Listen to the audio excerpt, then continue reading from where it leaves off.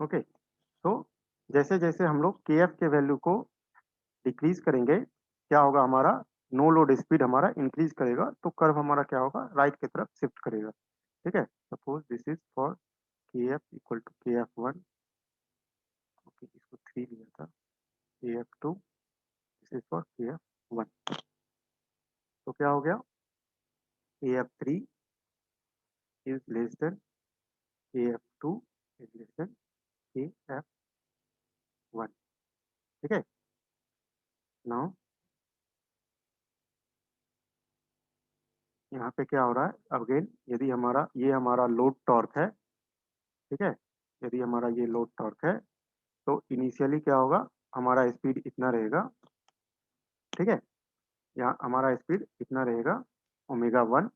जब हम लोग आर डी के वैल्यू को इंक्रीज करेंगे, तो क्या होगा, हमारा के एफ का वैल्यू डिक्रीज करेगा। जब के एफ का वैल्यू डिक्रीज करेगा, तो हमारा स्पीड क्या हो जाएगा, this will be our new speed. ठीक है, उसके बाद फिर और उसको डिक्रीज करेंगे, तो क्या होगा, हमारा स्पीड, ये हमारा स्पीड हो जाएगा। तो इस केस में हम लोग क्या देख रहे हैं कि जैसे जब हम के एफ के वैल्यू को, सॉरी, जब हम लोग आर डी के वैल्यू को चेंज कर रहे हैं, तो क्या हो रहा है, हमारा स्पीड डिक्रीज कर रहा है। ठीक है, ये हमारा कर्व है corresponding to rated value. Rated value मतलब वी ए भी रेटेड है, आर ए भी रेटेड है। ठीक है, और आई ए भी रेटेड है। तो क्या हो रहा है कि रेटेड स्पीड से हमारा स्पीड इंक्रीज कर रहा है। ठीक है, तो हम लोग फ्लक्स वीकनिंग मेथड का और फ्लक्स कंट्रोल मेथड का यूज करते हैं रेटेड स्पीड से ज्यादा स्पीड के लिए, और आर्मेचर वोल्टेज और आर्मेचर रेसिस्टेंस कंट्रोल मेथड का यूज करते हैं रेटेड स्पीड से कम स्पीड के लिए। ठीक है, तो ये हो गया हमारा by use of diverter resistance. दूसरा हमने क्या बोला था कि by use of tapping on the field winding. तो उस केस में क्या होता है, जैसे कि हमारा ये फील्ड वाइंडिंग है, ठीक है, ये हमारा पकड़ लो फील्ड वाइंडिंग है, तो इसमें क्या होगा, डिफरेंट टैप्स अवेलेबल होंगे। ठीक है, डिफरेंट टैप्स अवेलेबल होंगे, और इस तरीके से ये,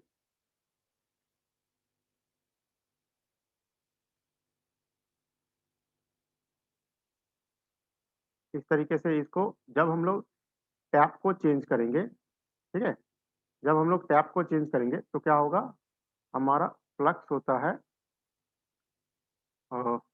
M M F by reluctance.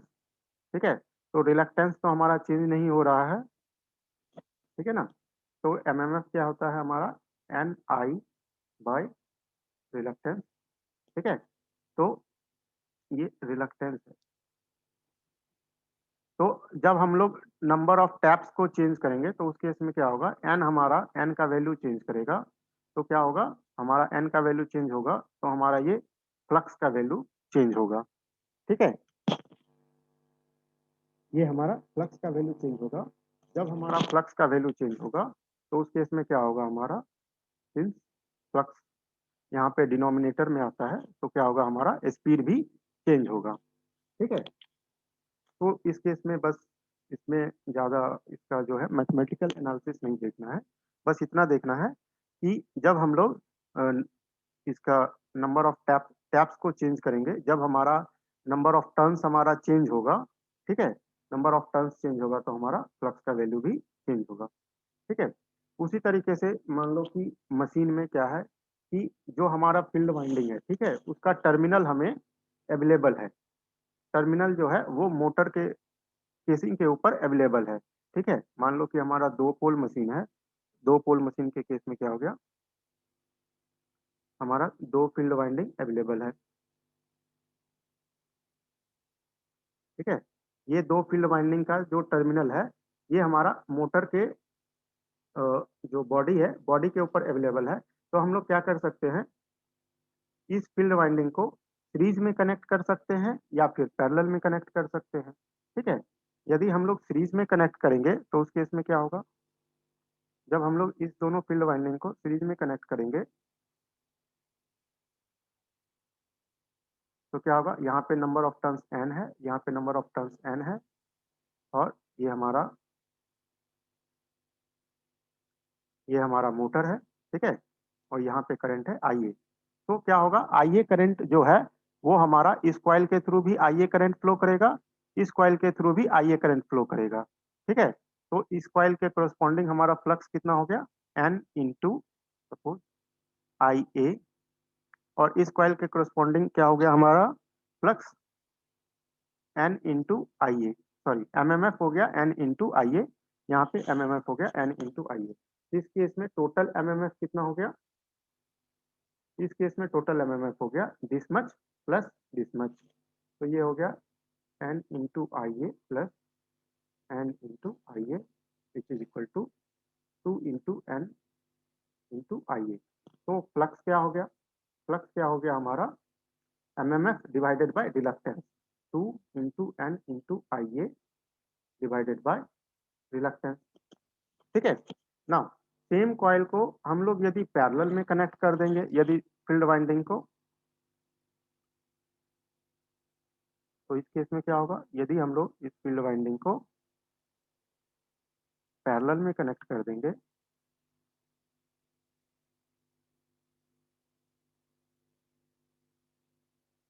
ये सेम है, आर्मेचर करंट सेम है IA, तो इसमें क्या चेंज आएगा, यहाँ पे नंबर ऑफ टर्न्स में तो कोई चेंज नहीं आएगा, क्या चेंज आ जाएगा, करंट में चेंज हो जाएगा। सिंस ये दोनों आइडेंटिकल कॉइल है तो क्या होगा, इस दोनों का रेसिस्टेंस इक्वल होगा, तो करंट क्या होगा, इन दोनों में इक्वली डिवाइड करेगा सपोज। तो यहाँ पे कितना करंट गया, IA/2, यहाँ पे कितना करंट गया, IA/2, ठीक है। तो इस केस में टोटल MMF क्या हो गया, इस कॉइल का MMF हो गया हमारा N इंटू IA/2। सिमिलरली इस केस में क्या हो गया, N इंटू IA/2। तो टोटल MMF कितना हो गया, दिस प्लस दिस, कितना हो गया, N into IA/2 plus N into IA/2 which is equal to N into IA। तो फ्लक्स होता है हमारा MMF बाई रिलक्टेंस, ठीक है, MMF बाई रिलक्टेंस। तो हमारा क्या होगा, जब हम लोग फील्ड कॉइल्स को सीरीज और पैरेलल में कनेक्ट करेंगे तो उससे क्या होता है, हमारा फ्लक्स चेंज होता है, ठीक है। जब हमारा फ्लक्स चेंज होगा तो उस केस में क्या होगा, हमारा स्पीड भी चेंज होगा। तो क्या कर सकते हैं हम लोग, यदि फील्ड कॉइल का टर्मिनल हमारा मोटर के बॉडी पे अवेलेबल है तो हम उसको सीरीज और पैरेलल में लगा के स्पीड को चेंज कर सकते हैं, ठीक है। लेकिन इसमें एक प्रॉब्लम है, प्रॉब्लम क्या है कि इसमें हम स्पीड का जो वैल्यू होगा, इस केस में पकड़ लो N1 है, इस केस में N2 है, तो ये डिस्क्रीट स्टेप में कर सकते हैं, ठीक है। मान लो यहाँ पे इस केस में कितना हो गया, 500 RPM, इस केस में पकड़ लो 600 RPM है, तो हम लोग यही दोनों स्पीड को अचीव कर सकते हैं। यदि हमें 550 RPM हमें स्पीड चाहिए तो वो स्पीड हम लोग को इस मेथड से नहीं आ पाएगा, ठीक है। तो इस चीज को हमें ध्यान में रखना है, यदि कुछ डिस्क्रीट नंबर ऑफ स्टेप्स में स्पीड को चेंज करना है तो हम लोग जो फील्ड कॉइल है उसको सीरीज और पैरेलल में कनेक्ट करके हम लोग स्पीड को चेंज कर सकते हैं, ठीक है। तो ये हो गया हमारा स्पीड कंट्रोल ऑफ, ये हो गया हमारा speed control of DC series motor. इसमें कोई डाउट है तो बताओ। सर यहाँ पर जो सर रिलक्टेंस है वो सर दोनों कॉइल का मिला के आ रहा है रिलक्टेंस क्या? रिलक्टेंस क्या होता है, रिलक्टेंस कैसे होगा, देखो ये हमारा,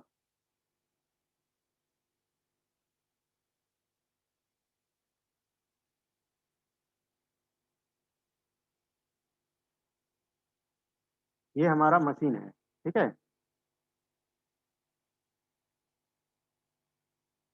तो इस केस में रिलक्टेंस जो होगा क्या होगा, टोटल रिलक्टेंस हम लोग देखेंगे, फ्लक्स का पाथ क्या है। यदि ये हमारा मशीन है तो ये पकड़ लो नॉर्थ पोल है, ये साउथ पोल है, ये आर्मेचर वाइंडिंग है, तो फ्लक्स कैसे मूव करेगा, दिस में, लाइक दिस, ठीक है। तो रिलक्टेंस क्या हो जाएगा, रिलक्टेंस ऑफ दिस पोल, ठीक है। सपोज इसको रेसिस्टेंस से दिखाएंगे तो क्या हो जाएगा, रिलक्टेंस ऑफर्ड बाय दिस पोल ये तो आयरन वाला पोर्शन है, ठीक है। फिर ये एयर गैप अलग रिलक्टेंस ऑफर करेगा, तो क्या होगा, reluctance offer by air gap.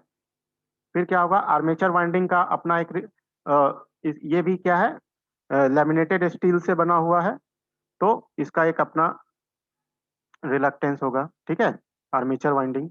फिर से हमारा आया क्या, फिर से हमारा आया एयर गैप, फिर एयर गैप। उसके बाद से क्या है हमारा, ये हमारा हो गया क्या, रिलक्टेंस डायग्राम, ठीक है। तो क्या होगा कि यदि हम लोग कॉइल को हम लोग सिर्फ चेंज कर रहे हैं, यहाँ पे जो कॉइल कनेक्टेड है ना, इसको इसको हम लोग सीरीज या पैरेलल में कनेक्ट कर रहे हैं, ठीक है। तो इस कॉइल को सीरीज या पैरेलल में कनेक्ट करने से क्या है कि हमारा एमएमएफ चेंज होगा। एमएमएफ क्या होता है, हमारा number of turns into current. MMF change होगा, लेकिन क्या है, क्या रिलक्टेंस इसमें चेंज होगा, क्या रिलक्टेंस तो चेंज नहीं होगा, क्योंकि जो पहले स्ट्रक्चर था अवेलेबल, अभी भी सेम ही मशीन है, तो पहले जितना इसका रिलक्टेंस रहेगा वही रिलक्टेंस बाद में भी होगा, ठीक है। इसलिए हमारा रिलक्टेंस जो है, जब हम लोग कॉइल के वाइंडिंग को सीरीज या पैरेलल में कनेक्ट करेंगे तो रिलक्टेंस में कोई चेंज नहीं आएगा, ठीक है ना।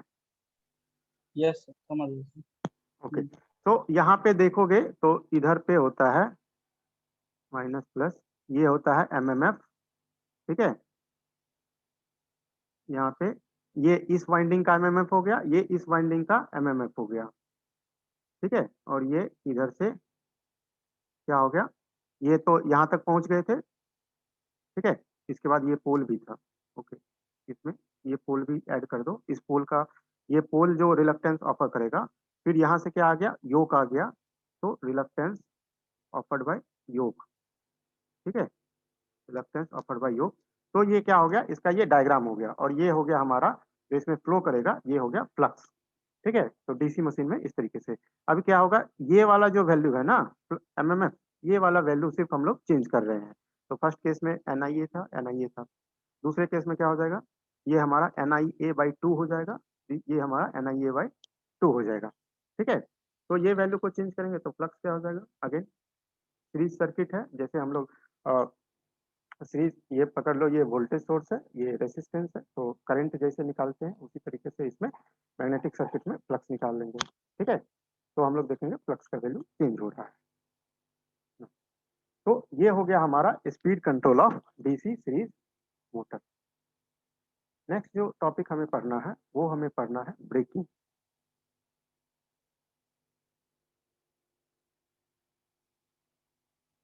ब्रेकिंग ऑफ, सबसे पहले हम लोग सेपरेटली एक्साइटेड,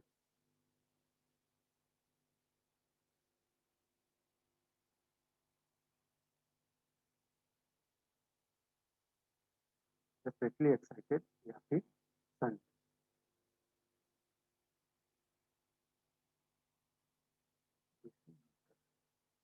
ठीक है। तो सबसे पहले हम लोग ये देखेंगे ब्रेकिंग ऑफ सेपरेटली एक्साइटेड और शंट डीसी मोटर। तो ब्रेकिंग ऑपरेशन में क्या होता है कि हम लोग, जो मशीन हमारा रन कर रहा है, या तो ब्रेकिंग ऑपरेशन का मतलब ये है, या तो इसके स्पीड को स्लो करना है, ठीक है, या तो उसके स्पीड को स्लो करना है ब्रेकिंग में, या फिर उसको स्टॉप करना है। या तो मशीन के स्पीड को स्लो करना है, तो ब्रेक तो हम लोग दो ही कारण से लगाते हैं गाड़ी में भी, या तो स्पीड को स्लो करना है या फिर उसको स्टॉप करना है, ठीक है। तो हम लोग देखेंगे कि ब्रेकिंग किस तरीके से करते हैं। तो ब्रेकिंग करने के लिए, मोटर को ब्रेक करने के लिए हमारे पास तीन मेथड होता है। फर्स्ट को कहते हैं हम लोग डायनेमिक ब्रेक, दूसरा होता है हमारा प्लगिंग,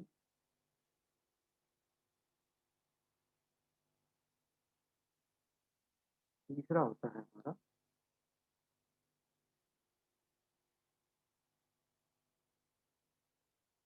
रीजेनरेटिव ब्रेक,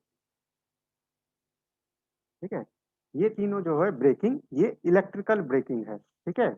जो हम लोग अपने व्हीकल में यूज करते हैं उसमें क्या करते हैं, हम लोग ब्रेक लगाते हैं, ठीक है, वो हमारा मैकेनिकल ब्रेक है।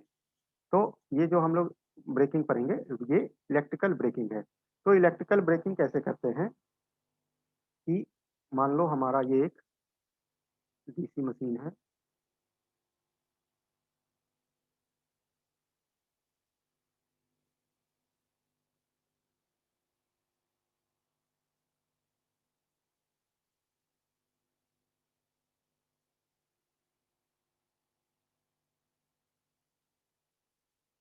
ये हमारा फील्ड वाइंडिंग है, ये हमारा टर्मिनल वोल्टेज ये है, ठीक है। तो जब हमें मशीन को ब्रेक करना होगा तो बेसिकली उस केस में क्या करते हैं हम लोग, जो टर्मिनल वोल्टेज है मशीन को, जो हमारा मशीन है उसको हम लोग टर्मिनल वोल्टेज से डिस्कनेक्ट कर देंगे, ठीक है। तो ये हम लोग डिस्कनेक्ट कर देते हैं। नाउ यदि मशीन को डिस्कनेक्ट करने के बाद हम लोग एक दूसरे रेसिस्टेंस के साथ, मशीन पहले इस पोजीशन में था, कनेक्टेड था, ठीक है। जब हम लोग को मशीन को ब्रेक लगाना है तो उस केस में क्या करेंगे, ये पोजीशन से मशीन को, ये पोजीशन से मशीन को इस कनेक्शन को इस तरीके से चेंज करेंगे। तो उस केस में क्या होगा, हमारा जो ब्रेकिंग होगा वो होगा हमारा डायनेमिक ब्रेकिंग। तो डायनेमिक ब्रेकिंग में क्या होता है, हमारा मशीन के अंदर मशीन हमारा रन कर रहा है तो इसके अंदर कुछ काइनेटिक एनर्जी होगा, ठीक है। काइनेटिक एनर्जी होगा is equal to half J omega square, kinetic energy होगा। तो जब हम लोग मशीन को ब्रेक करेंगे तो ये मशीन के काइनेटिक एनर्जी को क्या करेंगे हम लोग, इस रेसिस्टेंस में, ये मशीन का काइनेटिक एनर्जी क्या होगा, ये रेसिस्टेंस में डिसिपेट हो जाएगा, ठीक है। इस रेसिस्टेंस में डिसिपेट हो जाएगा, इससे क्या होगा, मशीन का एनर्जी जीरो हो गया तो वो स्टैंड स्टिल में आ जाएगा, ठीक है। तो इसको कहते हैं हम लोग डायनेमिक ब्रेकिंग। सेम इसी डायनेमिक ब्रेकिंग के स्पीड को और फास्ट करने के लिए हम लोग क्या करते हैं, ठीक है, इसके स्पीड को फास्ट करने के लिए हम लोग क्या करते हैं कि यहाँ पे एक रेसिस्टर तो लगाएंगे, यहाँ पे हम लोग क्या करेंगे, बाय सम मीन्स एक नेगेटिव वोल्टेज सोर्स के साथ इसको कनेक्ट कर देंगे, ठीक है। नेगेटिव वोल्टेज सोर्स के साथ जब कनेक्ट कर देंगे तो उस मेथड को क्या कहते हैं, प्लगिंग कहते हैं, ठीक है।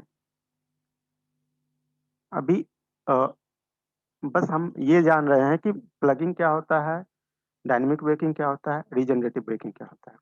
तो जब हम लोग नेगेटिव वोल्टेज के साथ कनेक्ट कर देंगे तो उसको हम लोग प्लगिंग कहते हैं। प्लगिंग का क्या है, कुछ एडवांटेज है ओवर डायनेमिक ब्रेकिंग, ठीक है। इसको हम लोग जब डिटेल में देखेंगे तो उस समय पे देखेंगे, ठीक है।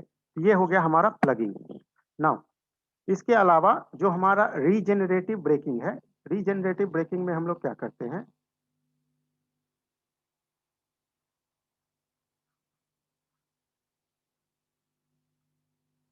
रीजेनरेटिव ब्रेकिंग में क्या करते हैं हम लोग, इसके क्रॉस पकड़ लो, हमारा बैक ईएमएफ ई है। तो बाय सम मीन्स क्या करेंगे हम लोग, किसी भी तरीके से क्या करेंगे, ई के वैल्यू को इंक्रीज कर देंगे वीए से। जब ई का वैल्यू हमारा वीए से इंक्रीज कर जाएगा तो उस केस में क्या होगा, ये जो मशीन हमारा जो मोटर के जैसा बिहेव कर रहा था, ठीक है, ये अब जनरेटर के जैसा बिहेव करने लगेगा, ठीक है ना। तो जनरेटर के जैसा बिहेव करने लगेगा तो रीजनरेटिव ब्रेकिंग में क्या होगा, करंट हमारा जो पहले इस डायरेक्शन में जा रहा था, करंट जो हमारा पहले इस डायरेक्शन में जा रहा था वो क्या होगा, जब ई के वैल्यू को हम लोग इंक्रीज कर देंगे बाय सम मीन्स, तो क्या होगा, हमारा करंट का वैल्यू अपोजिट हो जाएगा। और जब हमारा करंट का वैल्यू अपोजिट डायरेक्शन में हो जाएगा तो उस केस में क्या होगा, ये जो हमारा मोटर है, ठीक है, ये हमारा मोटर है, ये जनरेटर के जैसा बिहेव करने लगेगा। और जब ये जनरेटर के जैसा बिहेव करने लगेगा तो ये क्या करेगा, पहले ये एनर्जी ले रहा था, अब ये एनर्जी क्या करेगा, ये सोर्स को फीडबैक करेगा, ठीक है। तो अब ये क्या करेगा, एनर्जी सोर्स को सप्लाई करेगा। तो रीजनरेटिव ब्रेकिंग के केस में क्या होना चाहिए, ये जो एनर्जी सोर्स को सप्लाई कर रहा है इसको हमको कहीं पे यूटिलाइज करना पड़ेगा, ठीक है ना। तो हम लोग कहाँ पे यूटिलाइज करते हैं, पकड़ लो कि जो हमारा वोल्टेज सोर्स है इसके थ्रू और भी दूसरा भी लोड लगा हुआ है, ठीक है, और दूसरा लोड लगा हुआ है, तो क्या होगा, ये जब डीसी मोटर जब सोर्स को एनर्जी सप्लाई करेगा तो क्या होगा, ये पार्शियल एनर्जी इसको दे देगा, ठीक है, जिससे क्या होगा, सोर्स को इतना इस लोड का में ये जितना भी एनर्जी दिया है उतना एनर्जी कम देना पड़ेगा, ठीक है। या फिर हम लोग क्या कर सकते हैं, ये जो एनर्जी सोर्स को फीडबैक किया उसको हम लोग एक कोई रेसिस्टर लगा करके हम लोग क्या कर सकते हैं, डेसिपेट कर सकते हैं, ठीक है। तो इस केस में क्या होना चाहिए, या फिर यहाँ पे बैटरी लगा करके रीजनरेटिव ब्रेकिंग के समय में क्या कर सकते हैं, बैटरी लगा के बैटरी को चार्ज कर सकते हैं, ठीक है।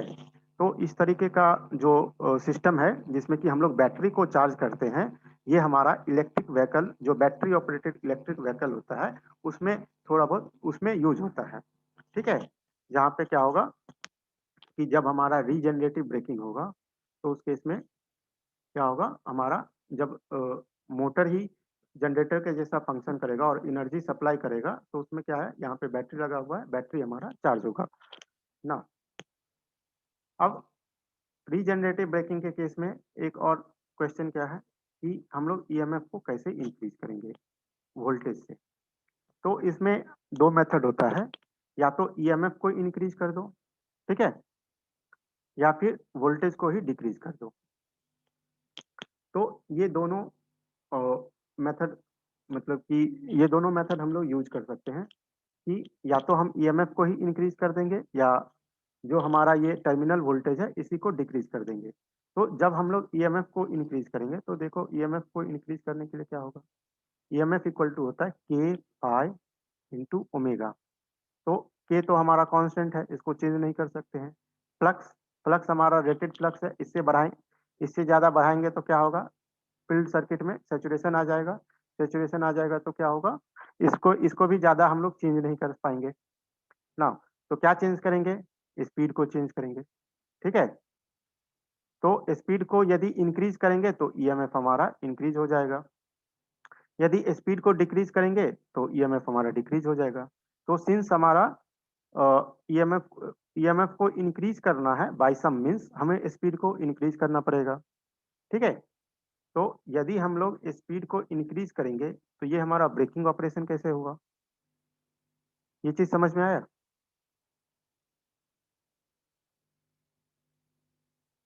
Hello,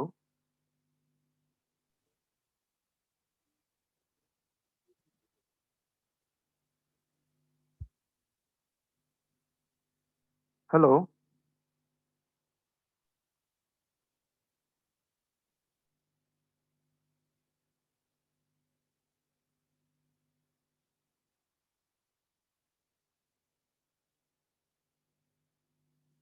okay. तो जैसा कि नाम में दिया हुआ है ये एक ब्रेकिंग ऑपरेशन है, तो ब्रेकिंग ऑपरेशन में क्या होना चाहिए, स्पीड हमारा कम होना चाहिए। लेकिन इस ब्रेकिंग ऑपरेशन को ऑपरेट करने के लिए हमें क्या करना पड़ रहा है, स्पीड को जब तक नहीं बढ़ाएंगे तब तक ये हमारा मोटर जनरेटर के जैसा बिहेव नहीं करेगा, ठीक है। तो रीजनरेटिव ब्रेकिंग के केस में ये तो थोड़ा सा कंट्राडिक्शन आ गया, स्पीड हमारा बढ़ रहा है लेकिन होना क्या चाहिए था, रीजनरेटिव ब्रेकिंग में स्पीड हमारा डिक्रीज करना चाहिए था। तो ये तो इसमें कंट्राडिक्शन आ गया। अगेन यदि हम लोग वीए के वैल्यू को डिक्रीज करेंगे, सपोज यहाँ पे हम लोग एक कोई स्विच लगा देंगे, ठीक है, यहाँ पे हम लोग कोई एक स्विच लगा देंगे और ये स्विच के थ्रू यहाँ पे वीए दिया, ये स्विच के थ्रू हम लोग क्या करेंगे, इस स्विच का ड्यूटी रेशियो को चेंज करके, जैसे हम लोग बक कन्वर्टर में करते हैं कि ड्यूटी रेशियो को चेंज करके हम लोग यहाँ पे वीए के वैल्यू को चेंज कर सकते हैं, ठीक है। यदि वीए के वैल्यू को चेंज करेंगे तो उस केस में क्या होगा, हमारा ईएमएफ तो है रेटेड ईएमएफ रहेगा for this speed is rated speed ना। तो इसमें तो चेंज नहीं करना है, जब हम लोग वी का वैल्यू को ही चेंज कर देंगे तो क्या होगा, ई ई ई क्या हो जाएगा, हमारा ग्रेटर देन वी हो जाएगा। ई जब हमारा ग्रेटर देन वी हो जाएगा तो इस केस में क्या होगा, ये मोटर हमारा जनरेटर के जैसा फंक्शन करेगा, ठीक है। तो जब हम लोग वीए के वैल्यू को डिक्रीज करेंगे तो उस केस में हमारा स्पीड जो होगा वो रेटेड स्पीड से कम होगा, ठीक है, रेटेड स्पीड से कम होगा। और जब हम लोग ई के वैल्यू को इंक्रीज करेंगे, ठीक है, तो उस केस में जब हमारा स्पीड क्या होना चाहिए, रेटेड स्पीड से ज्यादा होना चाहिए। ठीक है, तो रीजनरेटिव ब्रेकिंग में दो केसेस आते हैं। पहला केस जब v के वैल्यू को डिक्रीज करेंगे, तो उस केस में क्या होगा, हमारा स्पीड, मशीन का स्पीड क्या कर सकते हैं, रेटेड स्पीड से कम स्पीड पे हम मशीन को रन कर पाएंगे। दूसरा केस क्या है, जब हमारा ई के वैल्यू को इंक्रीज करेंगे, तो ये केस तब होगा जब हमारा मशीन का स्पीड रेटेड स्पीड से ज्यादा होगा। ठीक है, तो हम लोग इसको अभी थोड़ा डिटेल में देखेंगे कि किस केस में हमारा मशीन का स्पीड रेटेड स्पीड से ज्यादा होगा, किस केस में हमारा कम, तो कम करना तो कोई बड़ी बात नहीं है, किस केस में हमारा मशीन का स्पीड ज्यादा होगा, तो हम लोग किस केस में रीजनरेटिव ब्रेकिंग इस टाइप वाला यूज कर सकते हैं। ठीक है, तो अभी हम लोग एक एक करके ये तीन मेथड्स को देखेंगे, डायनेमिक ब्रेकिंग, प्लगिंग और रीजनरेटिव ब्रेकिंग। फर्स्ट आते हैं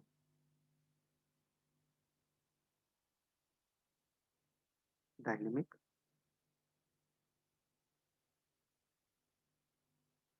ब्रेकिंग।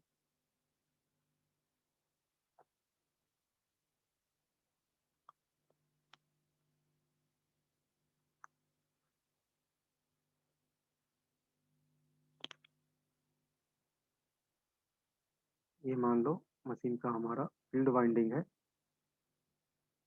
फील्ड वाइंडिंग में कोई चेंज नहीं हो रहा है, this is plus, this is minus, this is V R F.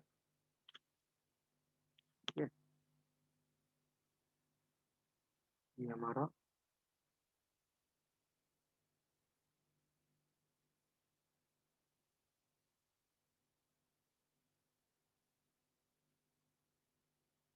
Dynamic braking में क्या करेंगे, हम लोग एक रेसिस्टर लगाएंगे मशीन के साथ, this is dynamic resistance are D. ठीक है, मान लो कि पहले से मशीन जो है हमारा इस डायरेक्शन में रोटेट कर रहा है। ठीक है, इस डायरेक्शन में रोटेट कर रहा है ना। तो सबसे पहले देखते हैं ईएमएफ क्या पे क्या असर पड़ेगा ब्रेकिंग के केस में। ईएमएफ इक्वल टू होता है के पाई इंटू ओमेगा। ठीक है, तो सिंस के तो हमारा कांस्टेंट है और पाई, पाई चेंज होगा क्या, सिंस हम लोग फील्ड सर्किट में कोई भी चेंज नहीं कर रहे हैं, फील्ड सर्किट में जब कोई चेंज नहीं करेंगे तो क्या होगा, फ्लक्स में भी कोई चेंज नहीं होगा। ठीक है, और ब्रेकिंग के केस में क्या है, पहले हमारा मशीन इस डायरेक्शन में रन कर रहा था। ठीक है, जब ब्रेक लगाएंगे तो भी इसी डायरेक्शन में ही रन करेगा। ठीक है, पहले मान लो कि 1000 आरपीएम पे रन कर रहा था, जब ब्रेक लगाएंगे तो क्या होगा, मशीन का स्पीड स्लो होगा, स्पीड स्लो होगा तो पकड़ लो 900 आरपीएम हो गया एट एनी इंस्टेंट। ठीक है, मशीन का स्पीड स्लो हो गया, लेकिन मशीन के स्पीड स्लो होने के बाद भी क्या होगा, डायरेक्शन तो चेंज नहीं होगा। ठीक है, मशीन सेम ही डायरेक्शन में क्या है, कम स्पीड से रन करेगा। ठीक है, तो इस केस में क्या होगा, ईएमएफ का मैग्नीट्यूड तो चेंज होगा जब हम लोग ब्रेकिंग ऑपरेशन करेंगे, ईएमएफ का मैग्नीट्यूड तो चेंज होगा, लेकिन क्या है, इसका पोलैरिटी चेंज नहीं होगा। क्यों, क्योंकि स्पीड अभी भी सेम डायरेक्शन में है, फ्लक्स अभी भी सेम डायरेक्शन में है। ठीक है, तो इस केस में क्या हुआ, मैग्नीट्यूड चेंज होगा, फ्लक्स का सॉरी ईएमएफ का पोलैरिटी नहीं चेंज होगा। तो पहले ईएमएफ इस डायरेक्शन में था, अभी भी इसी डायरेक्शन में रहेगा। ठीक है, पहले ईएमएफ इस डायरेक्शन में था, अभी भी इसी डायरेक्शन में रहेगा ना। करंट पहले किस डायरेक्शन में था, मशीन में इंटर कर रहा था करंट। ठीक है, मशीन में करंट इंटर कर रहा था, तो ये अभी भी इंटर ही करेगा। मान लेते हैं ये मशीन में अभी इंटर ही करेगा। तो इसमें मशीन का इक्वेशन क्या हो जाएगा, तो सबसे पहले देखते हैं इस लूप में हम लोग केवीएल लगाएंगे तो क्या हो जाएगा,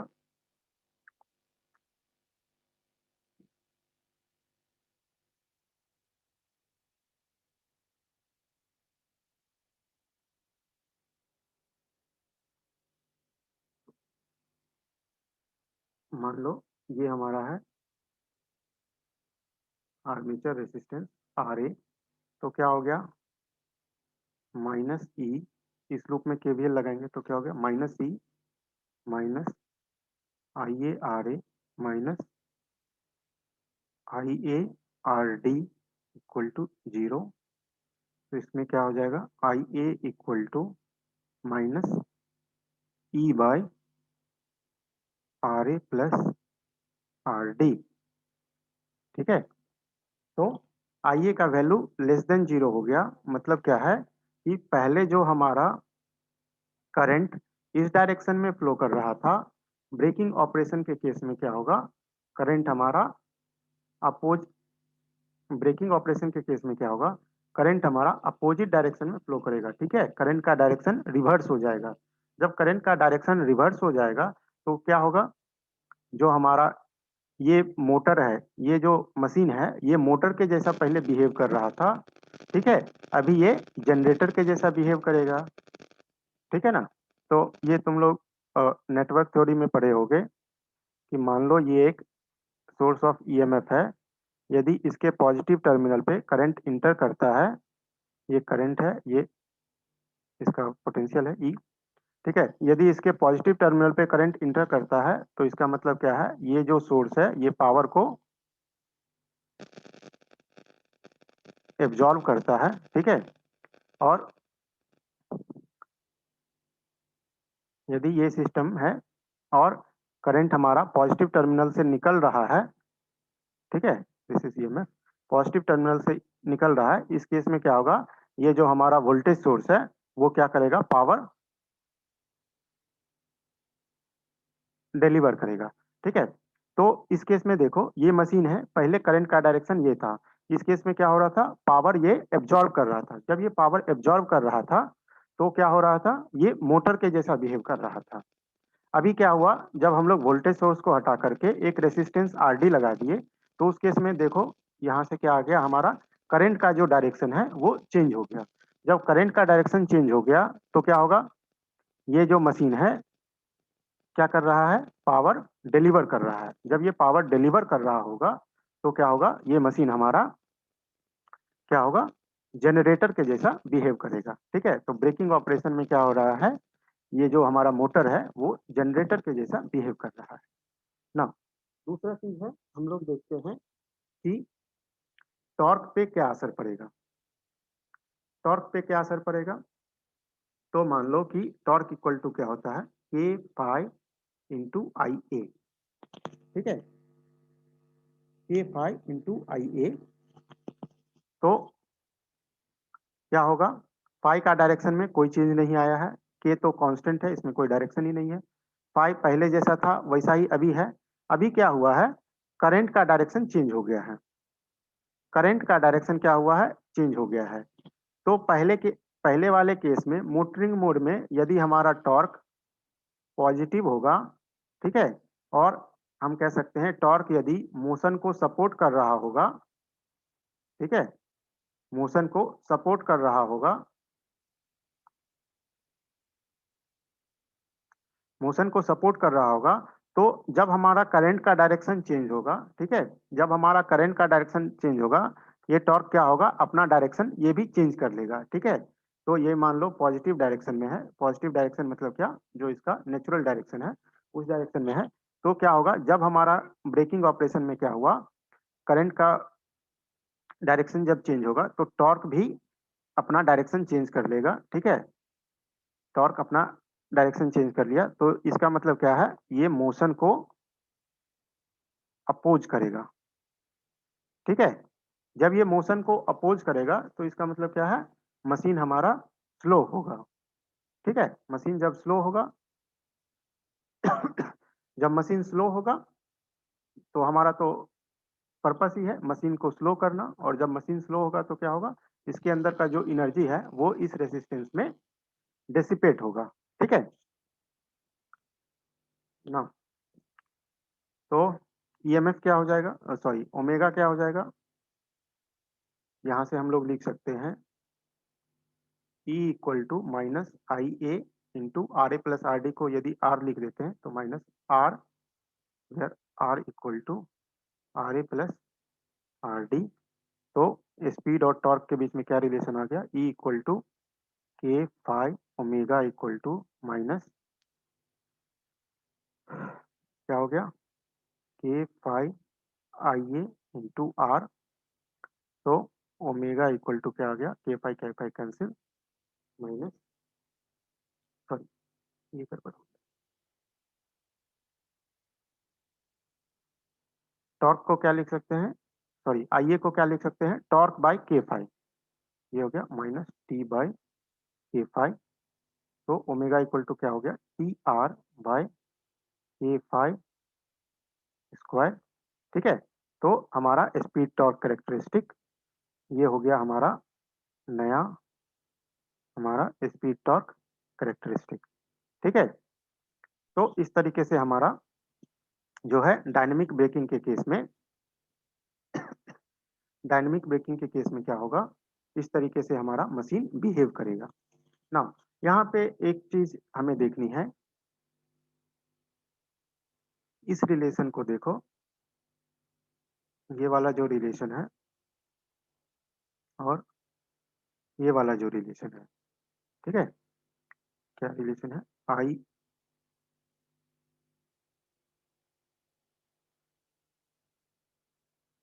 I A equal to minus E by R और torque equal to K phi I A.